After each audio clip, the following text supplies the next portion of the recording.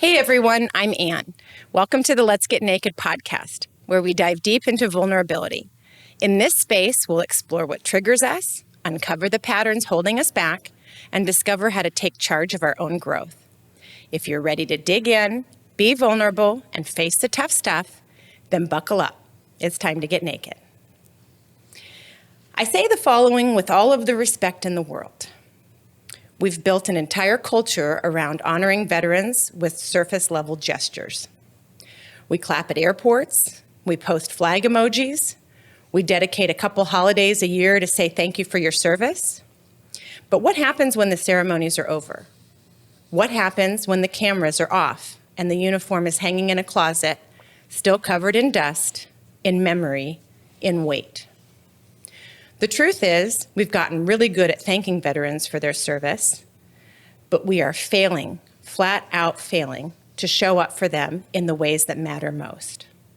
When they're struggling, when they're isolated, when their mental health is hanging by a thread. We love to talk about freedom. We love to romanticize sacrifice. But when a soldier comes home, when the uniform comes off and the nightmares begin, when the adrenaline fades and the depression sets in, when the war keeps playing on repeat behind their eyes, we disappear. We expect them to go back to work, to go to the grocery store, to go to Thanksgiving dinner like they didn't just leave pieces of themselves in a country most of us couldn't find on a map. And we call them heroes, but we don't act like it. We say thank you for your service, but then we treat therapy like weakness. We post memes about PTSD, but we don't fund the damn programs that save lives. Every single day, over 17 veterans die by suicide. Let that number sink in. 17 sons, 17 daughters, 17 human beings who wore the uniform, followed orders, gave everything they had, and came home to fight a battle they were never trained for, being forgotten, being misunderstood, being invisible in the very country they defended. We don't need more slogans. We don't need more bumper stickers. We need action. We need compassion.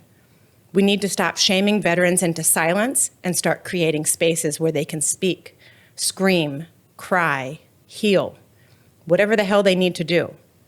Because mental health is health. Because trauma doesn't respect rank or medals.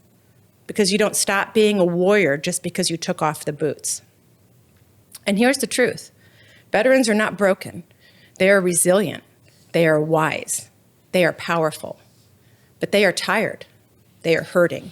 And they are done waiting for us to give a damn. So today, this episode is for them.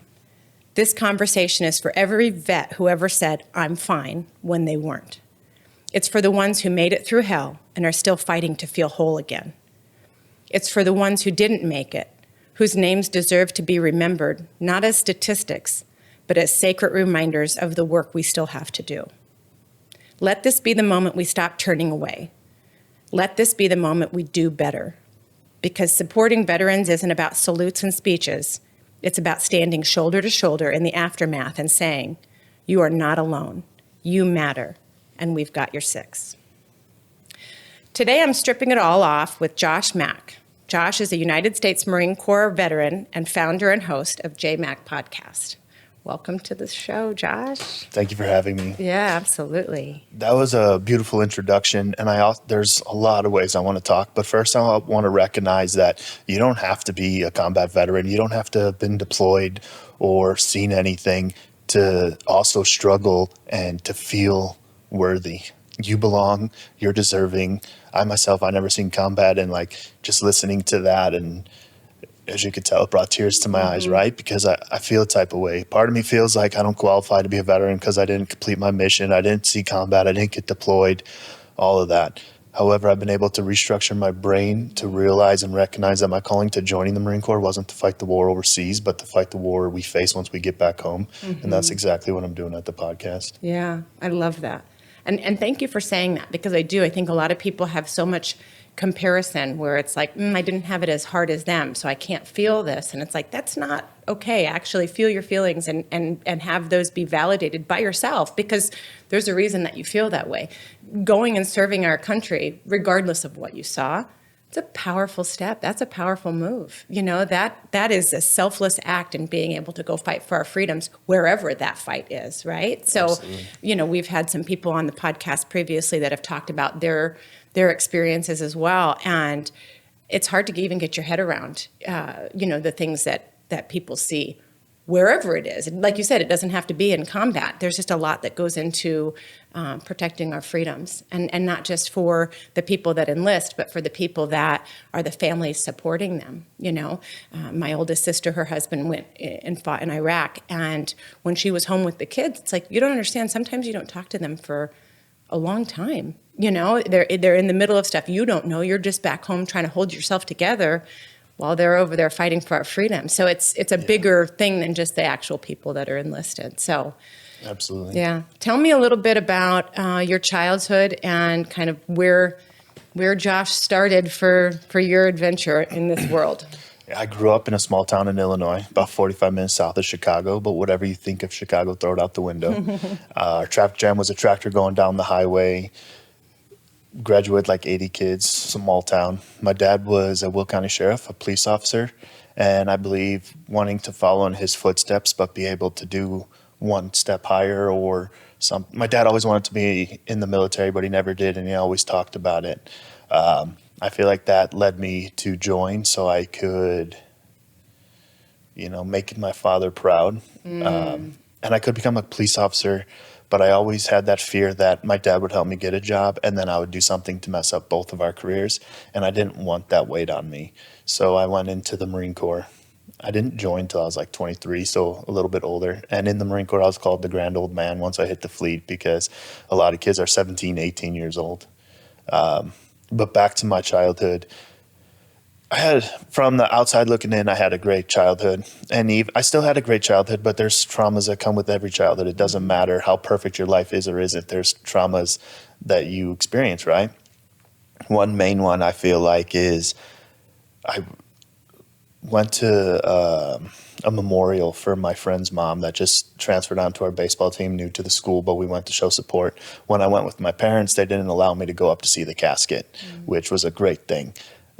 Then as we were leaving, one of the older girls asked me to stay, be with the family and friends. And of course I said, yeah. Then I didn't know we had to go back for a private viewing. And I made the mistake to go up to the casket at that time. And all I remember is like running away crying. They had to call my parents to come get me. And I feel like that had a huge impact on my life. It was the first time I can say that I've probably felt depressed without understanding what it was then. But looking back, I ended up like not eating for like a day or two. I remember specifically going out to eat at a restaurant with my parents and my mom's like, this is enough, you need to eat. So I took a bite of a French fry thinking it was going to feel as gloomy and as dark as I felt. But it like turned the lights back on in my life. And I think that's where my unhealthy eating habits started. It made you feel a certain type of way to kind of numb a little bit with that, or what?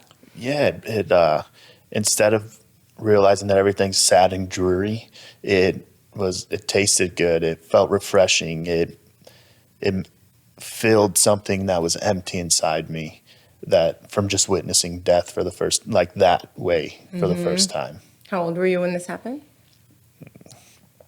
I'd say roughly 10. Okay. Or young. I was definitely younger. Yeah. Okay. Yeah. Okay. So are you an only child, or you have siblings? I am the youngest of 3. Okay. So I have an older sister and an older brother. Okay. When you say, okay, I went into the Marines because my dad didn't do that, did you have a good relationship with your dad, or was it something that you were like trying to one up, or trying to like get his approval by going and doing something that was important to him? I'm always fascinated with the dynamic between sons and their dads, right? Because I think a lot of times boys do things for their father's approval because the father didn't show the approval, when they were growing up. Not intentionally. I don't think, men of that generation were withholding anything specifically. I think they were just so ingrained in really providing for the family and what did that look like, and kind of maybe triaging their own shit, that they didn't realize how important that was to be able to really plug in with their kids in a meaningful way. Tell me what that relationship with you and your dad looked like. So I had a good relationship with my father. However, I have learned this past couple of years in therapy that I have daddy issues. and I hate saying this because I don't believe my dad abandoned me, but they align with abandonment issues because my dad worked his ass off to provide for the family. He was always working doubles and overtime, and being in law enforcement, his shifts were either the time that I was awake or he had to be sleeping the times that I was awake. So I feel I didn't get the best. My dad did the best he could, and I'm grateful for that. But for as a kid needing his dad, I didn't get that. He's been constantly telling us lately that like we were raised by my mother, and they're still together, thankfully. But I think he's recognizing that as well. But I remember volunteering a lot with my dad. There was a Lions Club. I'm not sure if you're familiar with them, but they did things throughout the community. And one of my favorite things was we would host pancake breakfast, and we would just help out the community, make pancakes, and just have a good time. Did that answer your question? It did. Okay. Yeah. It's interesting because when you talk about the stuff with your dad, I also had a dad who was not around, and I was raised with, by my mom, and they're still married and all of the things, but he was a rancher and a farmer, and I'm looking back doing therapy and other healing modalities of like, okay, where do these like messed up character defects that I have come from, and trying to like do inventory for some stuff. And I go back to have memories of my childhood. I'm like, I don't have my dad in any of my childhood memories that are coming up for me, like 0 of them, And then you start looking at, well, he always worked, or you start asking stories to kind of get their perspective. And I think if you're willing to ask your family story, to talk about stories of things that happened when you were growing up, big things, little things, things that cause trauma, whatever it is, I think it really will give you such a unique and fun perspective because you only have your stories from your perspective. Right. But then, you're saying your dad's realizing he wasn't around, or he was, whatever those kind of conversations are. It's pretty powerful to have him say, like, this was the weight that he was carrying, and then here's the impact that it had on you, right? Or from your mom or from your siblings. There's so many people that don't have relationships with their immediate family. And I get it, right? Because a lot of families are fucking horrible. Yeah. I don't know yours, obviously, but I look at with mine, and most specifically starting to do this podcast, I'm getting all of these different stories that I was part of, or how I affected other people's lives, or their perspective of something that I was at, and what that looked like. It's wild. It'll blow your mind for different memories and stuff that you had, where it's like, oh shit, something that maybe you were taking personally, or something that maybe really hurt you or triggered you or whatever, when you can hear the other perspective of your dad was just trying to put food on the table. Yeah. Like, he's not there, and imagine what that caused. Are you a dad? I am. Okay, so tell me what that looks like. How many kids and like what ages and whatever? I have 4 kids altogether. Okay. 2 biologically, 2 from my wife's previous marriage. Okay. So we're a little mixed family. Love it. But I recognize becoming a parent, the forgiveness you need to have for your parents, right? Mm-hmm. And I used to think growing up that once you were a parent and married, you had life figured out. You knew what you were doing. I have quickly realized that is not the case. Right. And that we're each living this day, this experience for the first time together, right? So like you always thought your parents had all the answers, but a lot of times they were just guessing or making a choice. Yeah. So it also has helped with a lot of forgiveness towards my parents, which I never thought I was like harboring feelings, but clearly I feel like I am, or I was for sure. Being a dad really shows you where you have room for improvement, or what you don't like about yourself, you start seeing in your child, and you're like, why are you doing that? And it's like, oh, okay, I talk that way. Right. Maybe I should change talking like that, or simple things like that. Yeah. Well, and also realizing, like, in doing the research of like, okay, how did this affect me? However my dad was, how did that affect me? And then how am I going to show up, and what behavior am I going to model for my children? Because you don't understand how powerful that position is, that role is as a father. You're just going to hand down the same exact stuff unless you do something about it, And so there's so many people in this life that don't realize the importance of what we're supposed to be doing in this lifetime. It's not just like grit through and see how strong you can be and get through it. It's like, no, this life is actually kind of an adventure if you'll treat it that way. And the things that you can learn about yourself from everyone in your life that mirror back to you things about you, and then use that in personal growth, that's a treat. being able to do that, Absolutely. you sound like you're in tune with yourself enough to know that there's work to be done, right? Just from us Always. talking. Right. So when you're talking with other people, do you talk with other people about that? Do you share with other people? Do you encourage other people to do their work? Because I find myself in a position where that's all I do is model the work that I've done in the last 8 years to not be a complete piece of shit, because I spent the first 40 years thinking life revolved around me. Sharing with people how amazing your lives can be if you're willing to look at yourself and turn inwards and figure that out, right? And being able to do improvement projects on yourself where it's like, why wouldn't we do that? We put so much energy and work into our jobs and our bosses and our friends and our family. How much do you actually put into you? So I still have to work on putting it into me, right? Okay. And for the longest time, I would do therapy, and I would think that one session a week, one session a month, bi-weekly, whatever that looked like, was going to be enough to heal me and make me right. Until I realized you have to do the work. And if you don't do the work, nothing's going to change. But yeah, I'm always out advocate. I feel like mental health is my life now, and I don't know how to approach anything not with the mental health aspect, right? I guarantee you I was an asshole at times, a dick. I'm probably still am to people. Yeah. However, I try to come from a more comforting and letting people feel heard. I feel like I can relate to anybody, good or bad. And I feel like we can always learn from each other. So that's what I do at the podcast. I don't care if you're telling me something terrible. I'm listening to it to see where I can relate to it in my life, where I can take it out. Or if you're doing something great, I can implement it into my life. Yeah. Well, and if you come from a place where that's at the forefront of what your mission here in this human experience is to do, right? Is to do the growth and the work on yourself.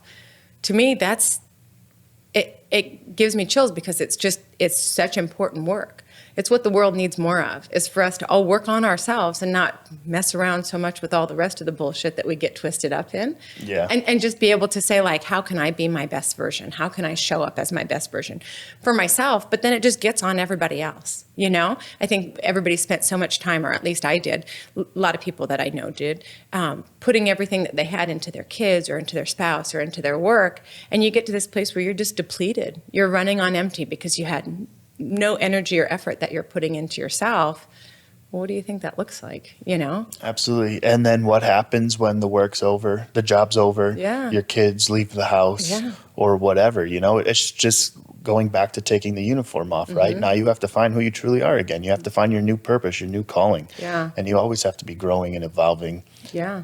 But I could take it back to high school where you feel like you had everything figured out. Like you knew everything, what your teachers and parents and family friends are telling you is, that's your life, not my life. I know way better than that. I'm smarter than that. And in reality, you don't know anything at that age. You just feel like you know do. less than anything. Absolutely. Okay, so tell me about you get to, how was high school for you? Just out of curiosity. High school is either amazing or it's a complete shit show. So I think usually most people would say it's a complete shit show. High school sucked. High school was great. I was always overweight. So like that always played a huge role in my self-esteem and self-confidence. And I got picked on by onesies, twosies, but I grew up in a small town. So we all knew each other. We all associated or talked. So I don't feel like I obviously could have got bullied worse. I'm sure. But yeah, high school, I thought my life was going to be, I was just going to become a police officer after it. I always wanted to join the military, but I just never did. I always wanted to lose the weight, never did anything to do it. I always talked about it, but I wasn't about it. Then I graduated high school and I tried community college for probably 3 years. And it just wasn't for me. And at one point, my mom told me while I was working a part-time job, she's like, you need to figure out what you're doing. You either need to get a full-time job or figure it out. And that's when I chose to join the Marine Corps. And, saying that my dad always wanted to join, I thought for sure he would have my back and support me. But then once my mom got upset and started crying about it, my dad's like, you shouldn't do that. Don't do it, blah, blah, blah, blah. So they were against it. Fascinating. And I feel like I had to go, I cannot pronounce this word to save my life, compartmentalize. Compartmentalize. Thank you. Yeah, you're welcome. Yeah, I can't say That's that word. That's all right. Compartmentalize. I feel like that's one of the first true times I was able to do that task. And I kind of like moved out without moving out. I was always at my buddy's house who just got back from his service in the Marine Corps, and I was working out with him. And I kind of signed up behind my parents' back, kind of didn't. And I'm so grateful for that because my recruiter even said it. The parents that are so against you joining now are going to be your number one fans when you graduate and at graduation. And my parents absolutely were. My mom had Marine Mom all over her vehicle for a long time. And they always showed me support even when I didn't feel like it or I didn't think they were or if I didn't want to. Yeah. I just, a lot of my life, I just have to keep my ego and pride out of the way because I was raised. I don't want to put that on my parents, right? But I learned at a young age to like react with anger and aggression to get your way. And that's not the way it needs to be. And then in the military, the Marine Corps, that definitely helps you go a long way, right? If things aren't happening the way they need to be, sometimes you got to get angry. You got to bring out the knife hand, start yelling at people. But now that's not who I want to be. Where do you think that anger stems from? Because it's actually kind of the biggest conversation that I have with a lot of guys because they don't know where that came from. And I obviously have my uneducated theories about what that looks like. Because Childhood trauma. Yes, right. So did your dad show emotion when you were growing up or you never saw him enough to even know whether he did or not? I knew the emotion of anger. I don't know if I've ever seen my dad cry, and if I did, it was maybe like one or two times. I remember hearing from my mom saying that, like when my grandma, his mom, passed away, my dad changed. So obviously death really affected my father as it affected me and everyone else, I'm sure. But I do feel like the anger comes from childhood where since I grew up with my mom, I was stronger. I could throw harder. I was more aggressive, XYZ, from a male to a female. And I just wasn't able to address that. I wasn't able to get it out without getting in trouble. So I learned to just like suck it all up and hold it in and bottle it up. But when you bottle anything up, it's going to explode eventually. It could be today, tomorrow, 10 years down the road. So I'll say from childhood and just bottling all my emotions and energy up and not releasing it. It's interesting to me because I think in my generation and I think surrounding generations a little bit, the men were raised to just be tough, right? It's like, don't be a pussy, don't cry, I'll give you something to cry about, not really express your emotions. You weren't encouraged to express your emotions. And so that's exactly what happens is when you bottle it up,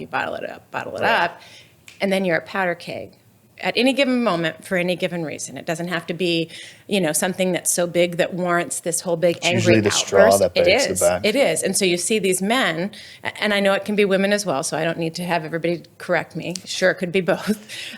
In my experience, it's men that then explode about things that don't warrant that kind of reaction, but it's because they don't process their emotions in a healthy way. I think a lot of the conversation around emotional intelligence that we've started talking about in the last several years is so incredibly important, not only for raising our kids and teaching them so that we don't have this same problem, but also in making it okay for our grown-ass men to be able to show emotions, process emotions in a healthy way, and know that they don't just have to be angry all the time.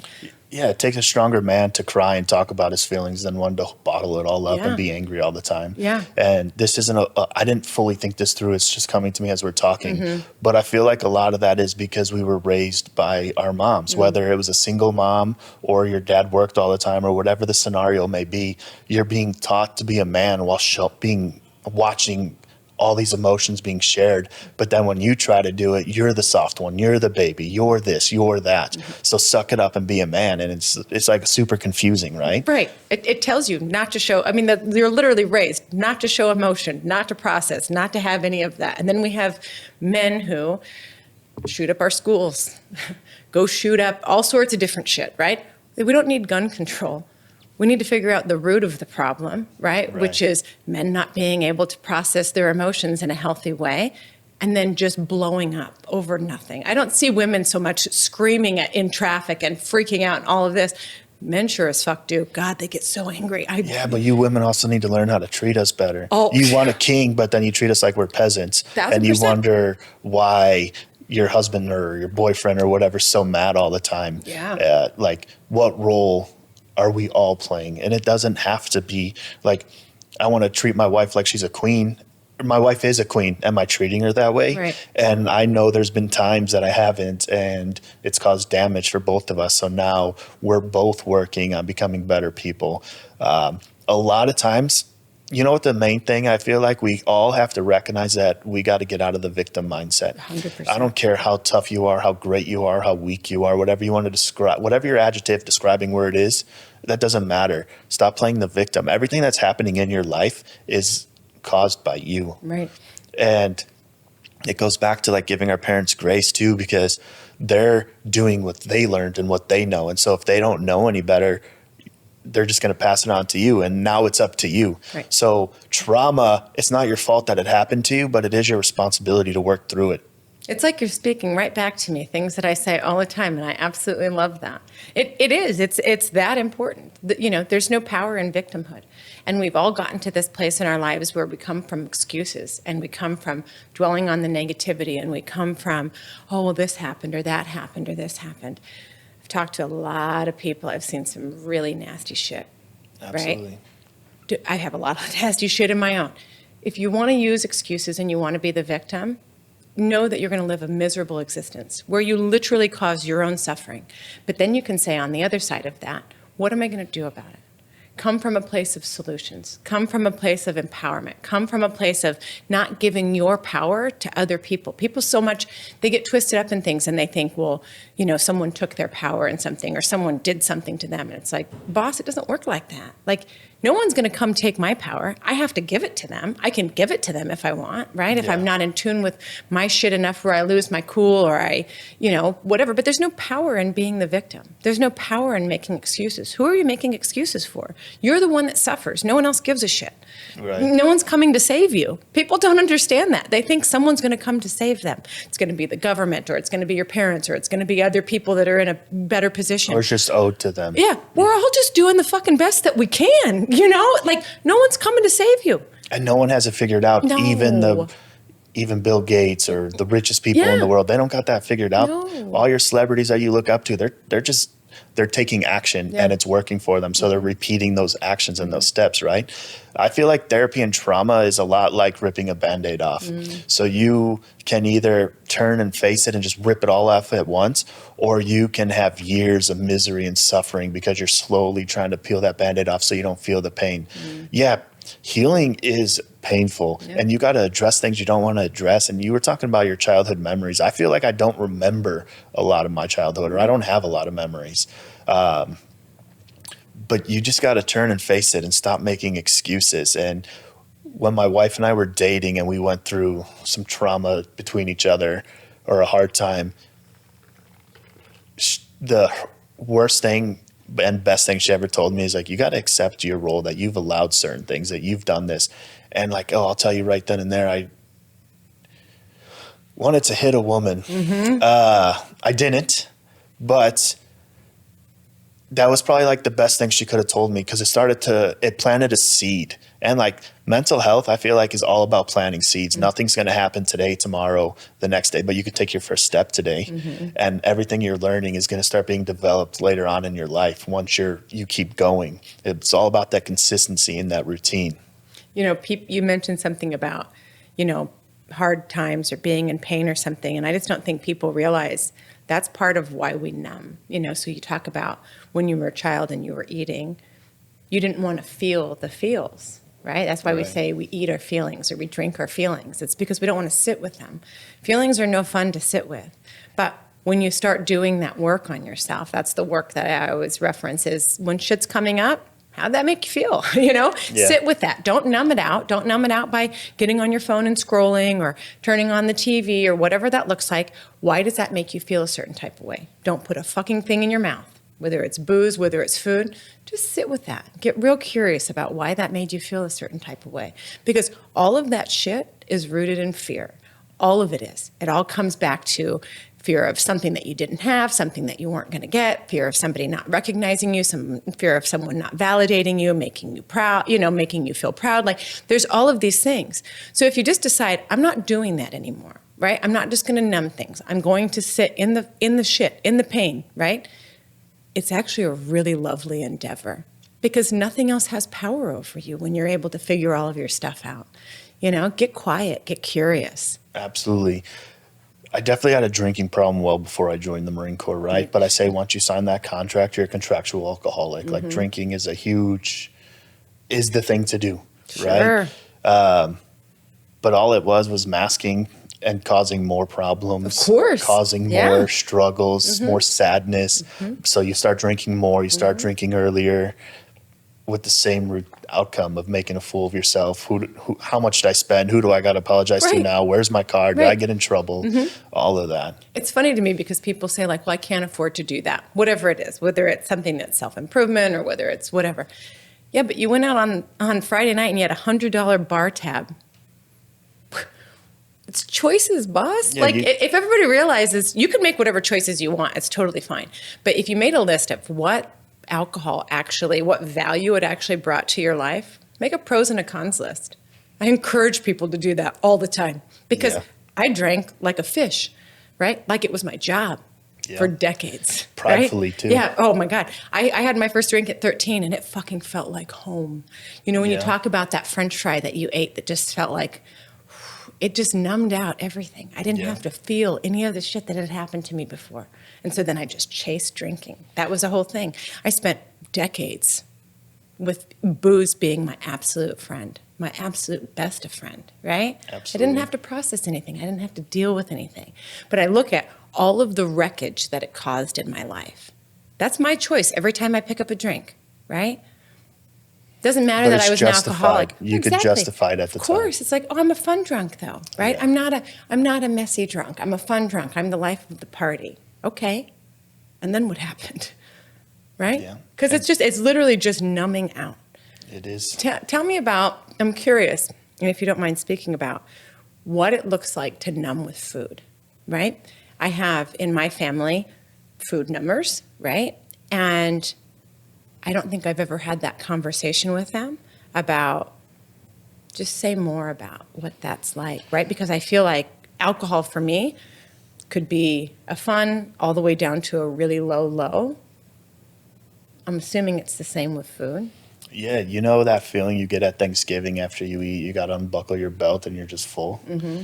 That's what it felt. You feel fulfilled. You feel complete for a degree, right? And all the chemicals that are in the food you're eating blocks out everything that you're trying to escape from, and you only focus on like, man, I overate. But it comes with shame too, because you're like, I shouldn't have eaten that. Like, why did I eat? I only wanted one Oreo, not one pack. Right. And the next thing you know, the pack's gone. Mm-hmm. And yeah, you felt fulfilled for those minutes.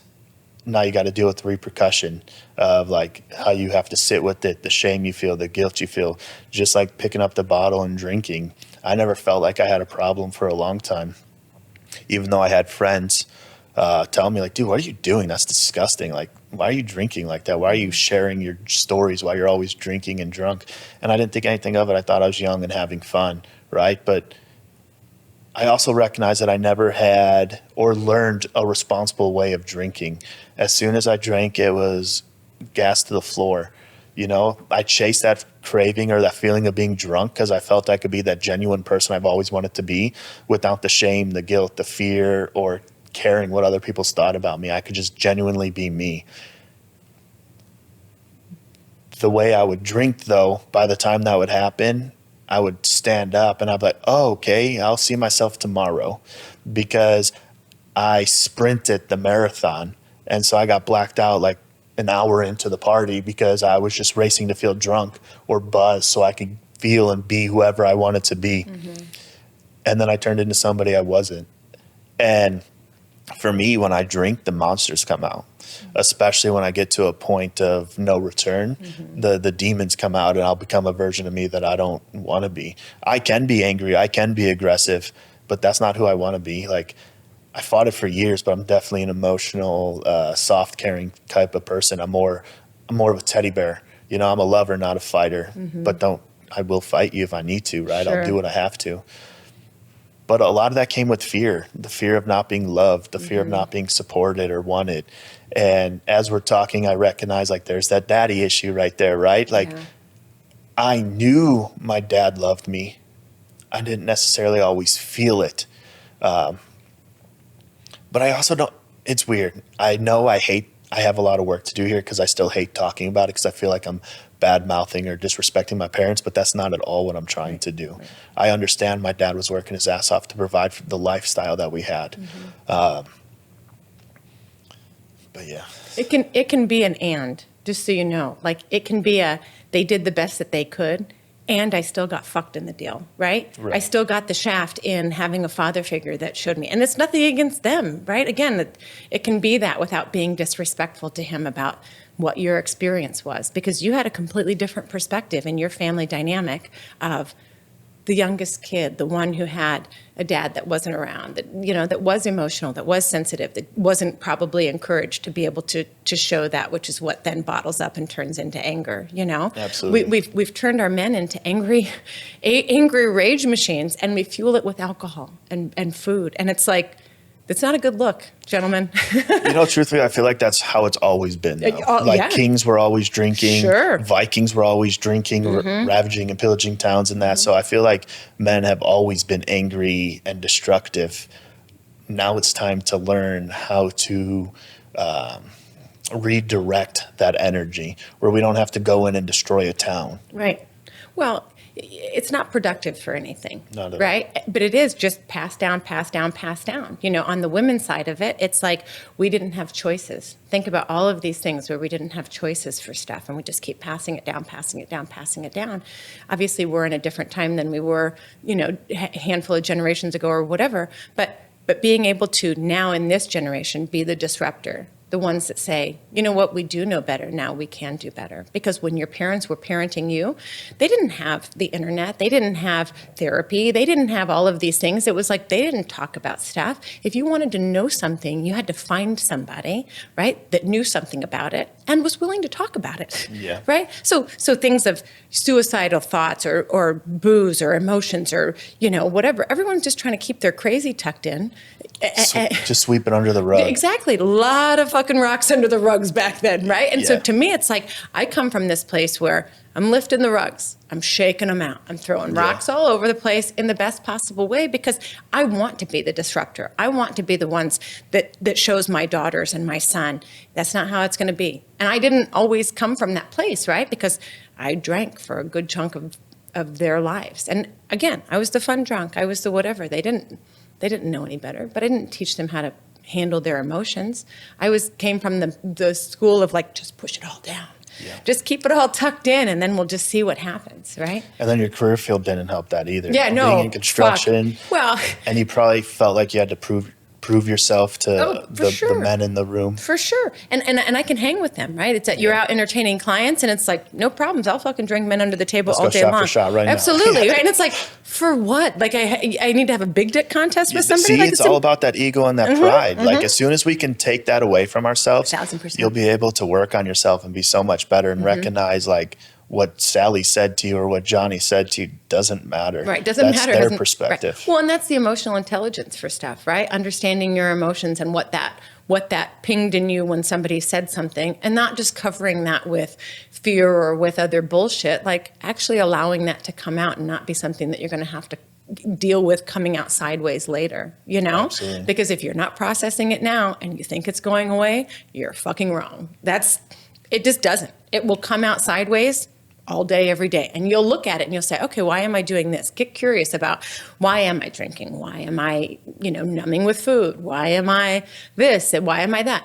Why does your body hurt? Yeah. Right? Because it's keeping curious. Score and it's holding on to all that energy we're not letting out. Yeah, absolutely. So being able to get into this place where you're moving through, when did that start for you? May I ask how old you are? I'm 35. 35. At what age did it kind of start for you to realize like, ooh, maybe I should unpack some of this shit, whatever that was? So I started to go to therapy in the Marine Corps. I was roughly 24, 25. But like I said, I never did the homework up until I was in my 30s. And my therapist that had the most profound change and impact in me, she said, you're not even considered grown until you're 30, and still you're barely there. So it took me to use a gateway drug called cannabis. So cannabis had a huge recreation or medicinal value to me, where it was able to numb me, but I was still able to talk and address those pain points. But instead of crying over it, I was laughing at them. And I saw the huge medicinal value in there. But quickly, I didn't continue to do my work, so it turned recreational. And I call it a gateway drug because it led me to starting to dabble my feet into the psychedelic world for mental health. And just, I think, honestly, hosting the podcast, sharing stories, hearing other people's stories, hearing people tell me like, oh, great job. I wish I could do what you're doing. Things like that has a huge change on me. But I do feel that psychedelics have a huge role in helping me grow. I started to microdose and I don't feel anything, but I don't feel the way I used to feel either. I feel like I can be happier. I can let loose a little bit easier on them. Not even when I'm taking them, just like since I've started the process of using them, if that makes sense. Yeah.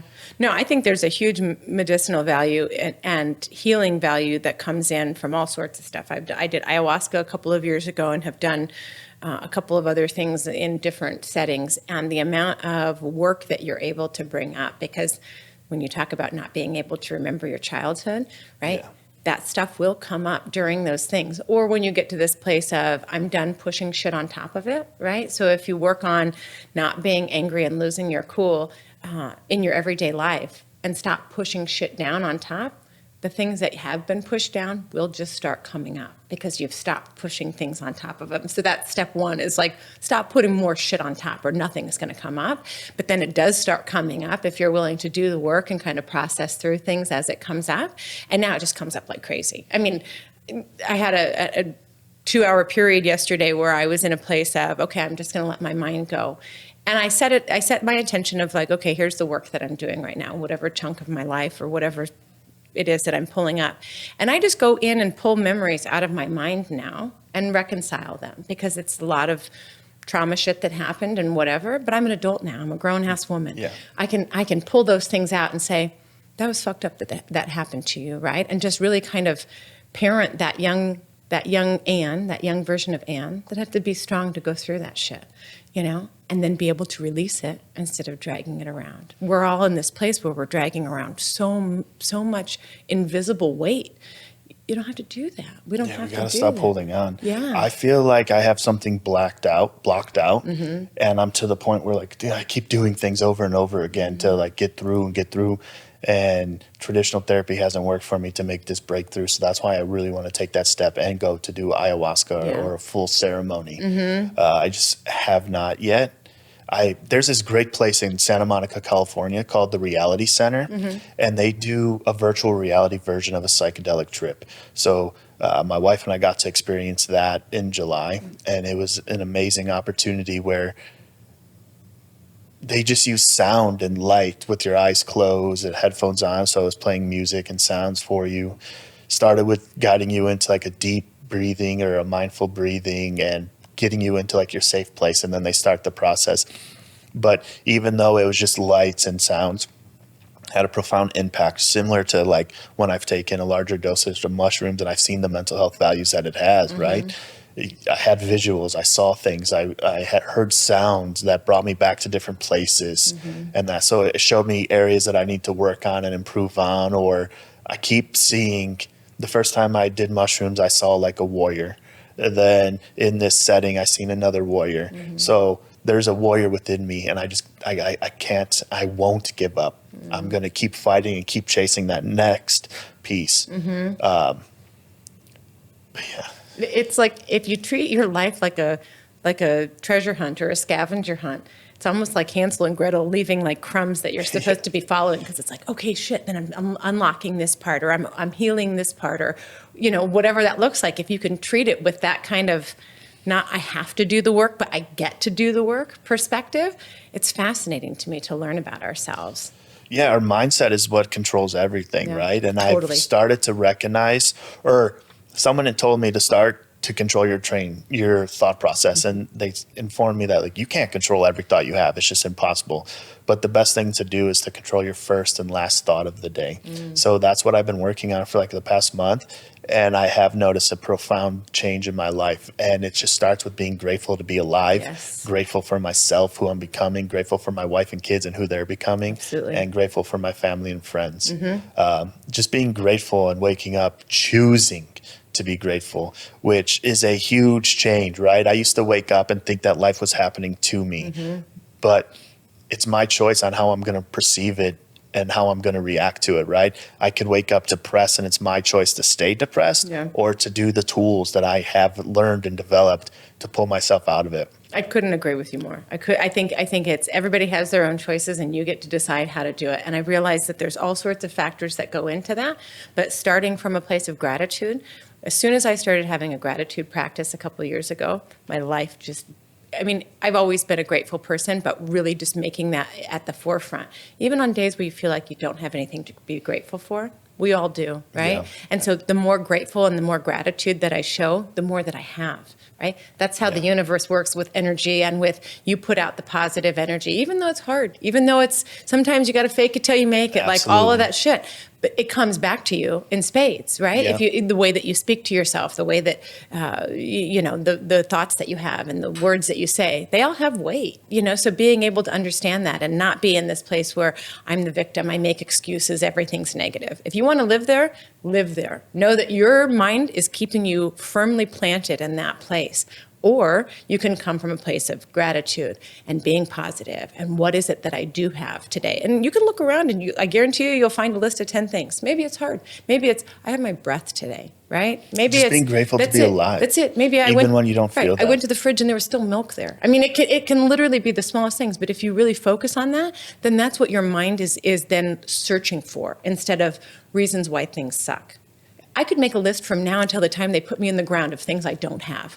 Who fucking cares, right? Look at all this amazing stuff that I do have, really being able to come from that place, I want to have time to talk about your podcast and kind of what your mission is with veterans and, what it is that you kind of bring to the table for that. Will you tell us about that? Yeah, so the JMach Podcast, my mission is to combat veteran and first responder suicide, one story, one conversation at a time, while reminding everyone that they're not alone. We all have our struggles. I started this to be solely for veterans. But then I quickly realized like everybody could use that extra reminder that they're not alone and we all are going through something. So I've opened it up. I focus on veterans and first responders, but I'll talk to everybody and anybody. Part of that is because I also started to go through the mental health process and there'd be different organizations and every organization has its own niche. So you're telling me that I could be struggling, but you won't help me because I don't fit this niche or I can become healed, but I have to be around veterans. Well, my wife's not a veteran. My kids aren't veterans. Piss off, right? That's not fair. So I also feel like how can somebody come to me and I tell them, no, I'm not going to help you. I'm not even going to listen to you because you don't fit this niche. Like that's bullshit. Like you're still a human. You're still breathing. You could be a good person. You could be a bad person, but like you still matter, right? We got to learn from everybody and share it.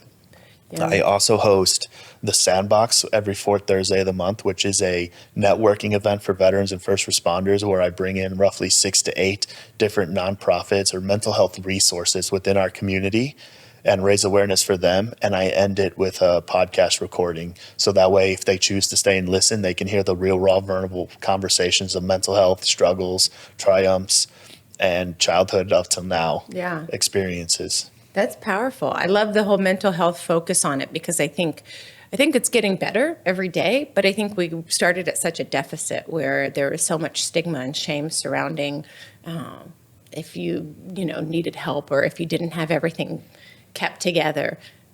Life is messy.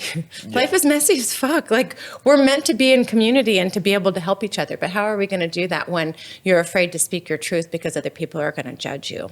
We need to figure out how to stop judging ourselves because that's where it starts. Exactly. I'm so grateful you said that because we do got to stop judging ourselves. We have to be more lenient with ourselves and understand it's all baby steps, right?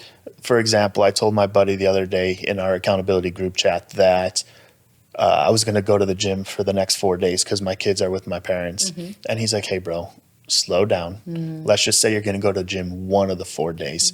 Don't be setting these high expectations for yourself. When you don't meet them, you just fall back even further than you are. So, and I was listening to the Theo Vaughn podcast on the way here with Kevin Gates, and even Kevin Gates was like, it's all baby steps. It is. And you got to recognize that, right? You are capable of all these great things, but you're not going to get there overnight, and you have to accept that and be willing to take the baby steps. I used to be the type of person that can see how to get from A to Z, and I'll try my best, my damnedest, to skip B through W. Sure. Right? Sure. But that was only a detriment to myself because each step is a different process you have to get to.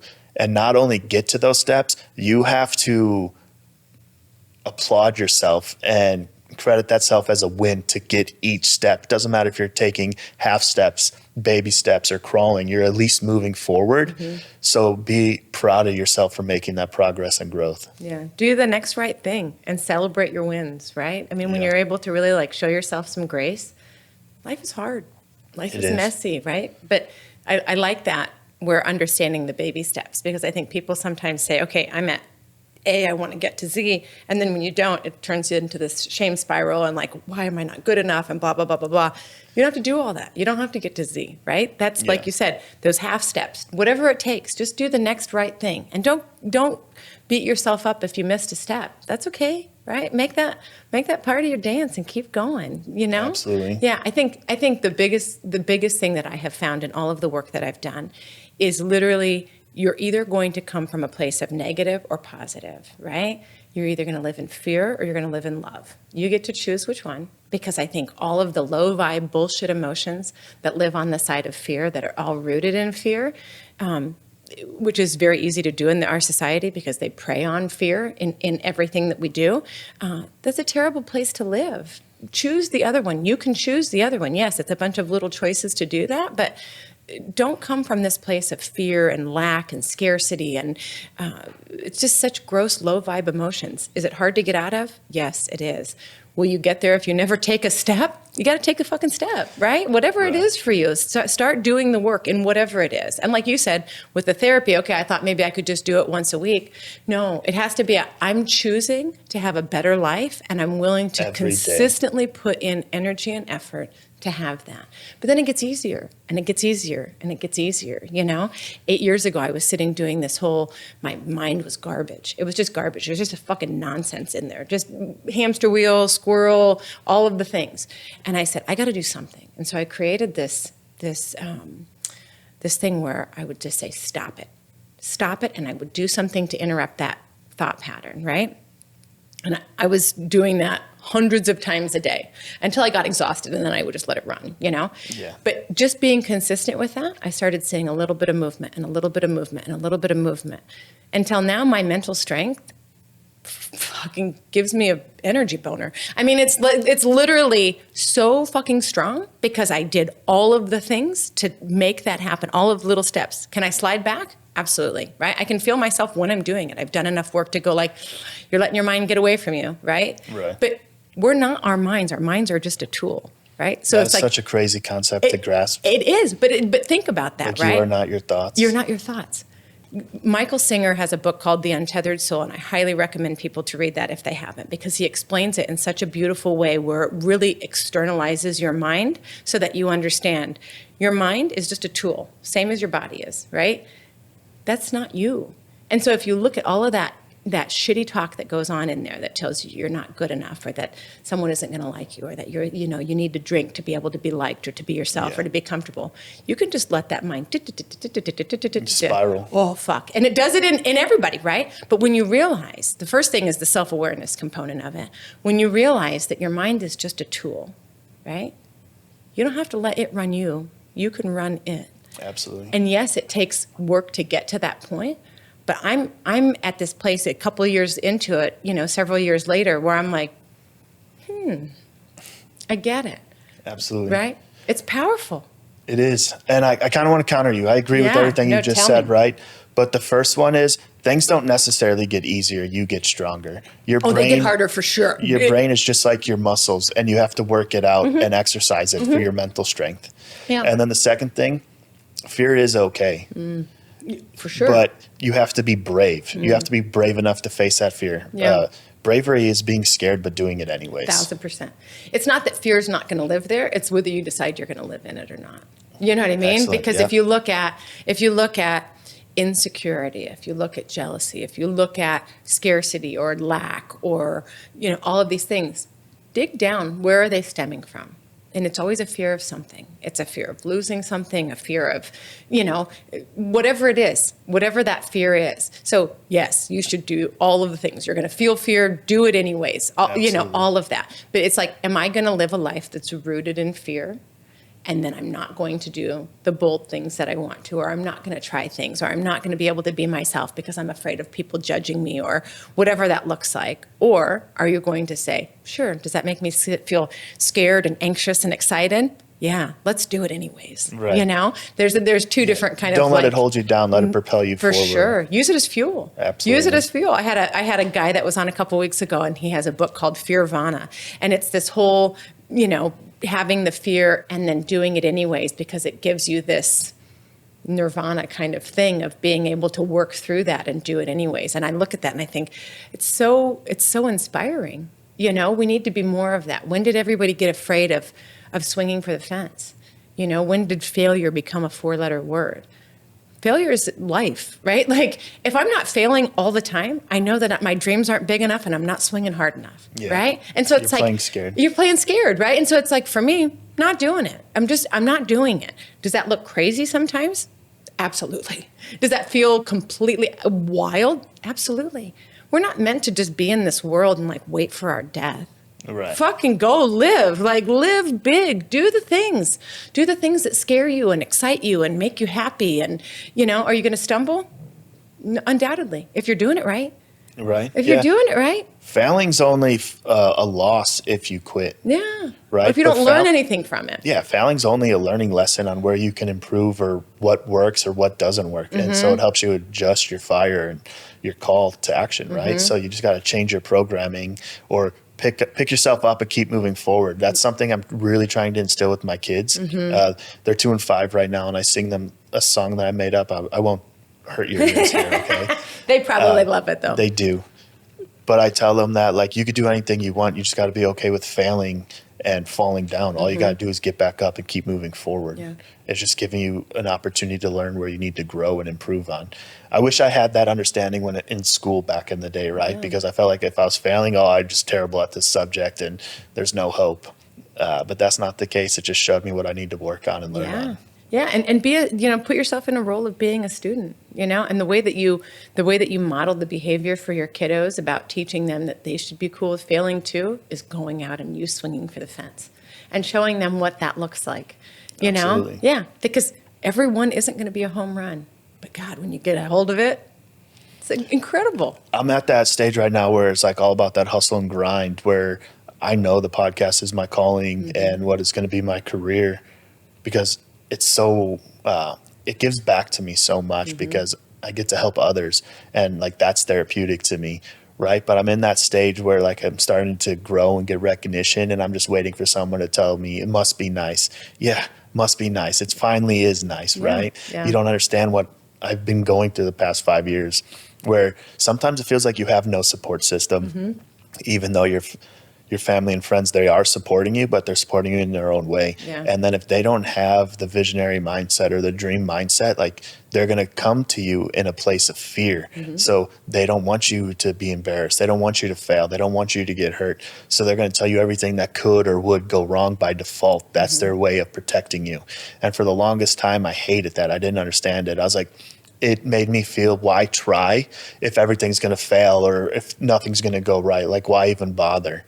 But I've learned you have to be selective who you share things with, right? Yes. It could be your parents, it could be your spouse, it could be anybody.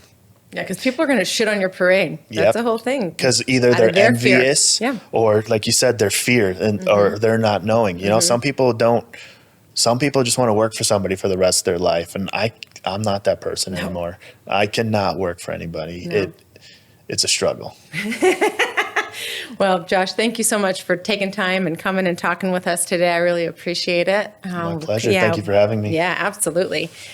So for For this week, what is my may I suggest? I think let's do this. Coming from a place of gratitude in an area of your life that feels hard, in an area of your life where you feel like it would be a challenge to find the gratitude. That's my may I suggest for this week. That's our time for today. So if you have questions, suggestions, or think you have a story to add and want to be on the podcast, you can either DM us or send us an email. Our email address is ladies@letsgetnakedpodcast.com. Do all the things to support the pod so we can continue to do this important work. Follow, share, rate, and review. We will catch you next time. That's a wrap.